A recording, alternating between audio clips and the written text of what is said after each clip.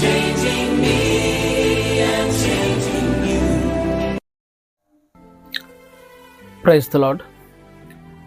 మన ప్రభువును ప్రియరక్షకుడైన యేసుక్రీస్తు నామములో మీ అందరికీ శుభాభివందనాలు తెలియజేస్తూ ఉన్నాను. ఈ దినము దేవుని వాక్య ధ్యాన నిమిత్తమై రోమీయులకు రాసిన పత్రిక 14వ అధ్యాయము 9వ వచనాన్ని ధ్యానించుకుందాం.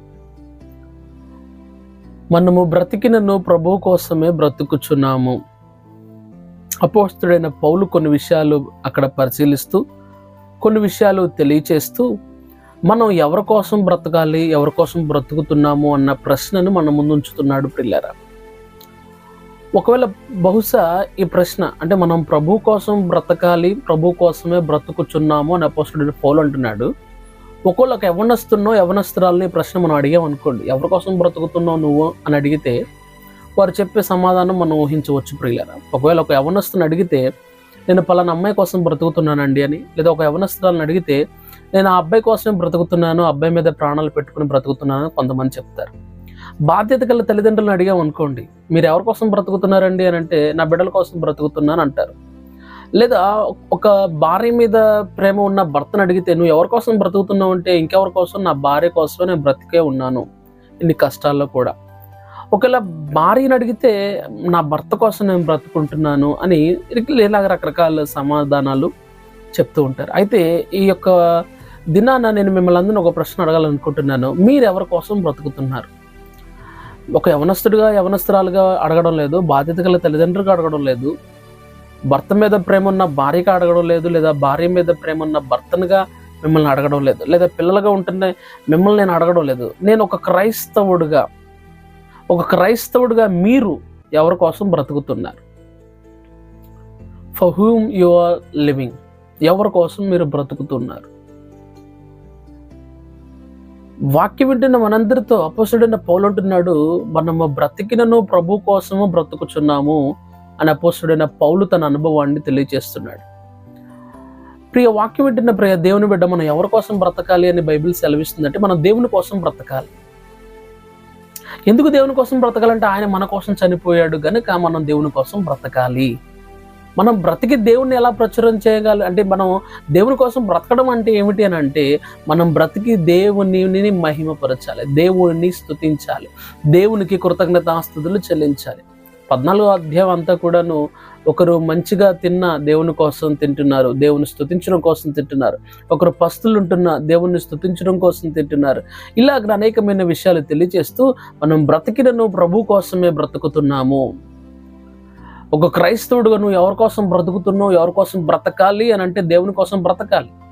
దేవుని కోసం నేను బ్రతకడం ఏంటి అనే బహుశా కొంతమంది మీలో ఒక ప్రశ్న ఎదురవ్వచ్చు. దేవుని కోసం బ్రతకడం అంటే ఏంటి, అర్థం ఏంటి అని అంటే నువ్వు ఏది చేసినా దేవుని ప్రతిబింబించే విధంగా, నువ్వు దేవునిని ఇతరులకు తెలియచేసే విధంగా, దేవుని ఎరగని జనాంగానికి, దేవుడు అంటే తెలియని జనాంగానికి దేవుడు ఎవరు అని తెలిసేటట్టుగా చేయడమే దేవుని కోసం బ్రతకడం. నువ్వు ఎలా బ్రతుకుతున్నావు, నువ్వు ఎవరి కోసం బ్రతుకుతున్నావు? అందుకే యేసుక్రీస్తు ప్రభువారు అన్నారు, మీరు లోకమునకు ఉప్పై ఉన్నారు, మీరు లోకమునకు వెలుగై ఉన్నారని దేవుడు సెలవిచ్చున్నారు. అవును ప్రియులారా, మనందరం కూడా దేవుని కోసమే బ్రతకాలి, బ్రతుకుతున్నాము అనే విషయాన్ని ఈ దినం మనందరం కూడా జ్ఞాపకం చేసుకోవాలి. ప్రియ దేవుని బిడ్డ, నువ్వు ఎవరి కోసం బ్రతుకుతున్నావు? నువ్వు అనేకులకు ఉప్పుగా ఉంటున్నావా, లేదా చప్పగా నీ జీవితం ఉందా? అనేకులకు వెలుగిచ్చే విధంగా, ఆ వెలుగుకు దారి చూపించే ఒక దిక్సూచిలాగా నీవు ఉన్నావా, లేదా నీ జీవితం ఒక చీకటి వలయంగా, చీకటి మయంగా నీ బ్రతుకున్నదా? ఎలాగ నీ జీవితం ఉన్నదో ఒకసారి ఆలోచన చేయవలసిన వారమై ఉన్నాం. వాక్యం వింటున్న దేవుని బిడ్డ, నువ్వు ఎవరి కోసం బ్రతుకుతున్నావు? నీ కోసమే బ్రతుకుతున్నావా? నీ స్వార్థం కోసం, డబ్బు సంపాదించాలి, బిడ్డలు బాగా చూసుకోవాలి, ఇలాగ భూ సంబంధమైన వాటి కోసమే బ్రతుకుతున్నావా? లేదా పరసంబంధమైన వాటి కొరకు, దేవుని కొరకు కూడా బ్రతుకుతున్నావా? ఇతరులను, దేవుని ఎర్రగని జనాంగానికి ఆయన ఎందుకు ఈ లోకానికి వచ్చాడో, ఆయన దేవుడు ఎలాగ ఉన్నాడో, ఆయన దేవుడుగా ఎలాగ అయ్యాడో, ఆయన మనుషుల కోసం ఏం చేశాడో, ఆయన మన కోసం ఎందుకు చనిపోయాడో, ఎందుకు తిరిగి లేచాడో, ఇవన్నీ ఇతరులకు చాటి చెప్పడమే దేవుని కోసం బ్రతకడం. ఎవరి కోసం బ్రతుకుతున్నావు నువ్వు? దేవుని కోసం బ్రతుకుతున్నావా?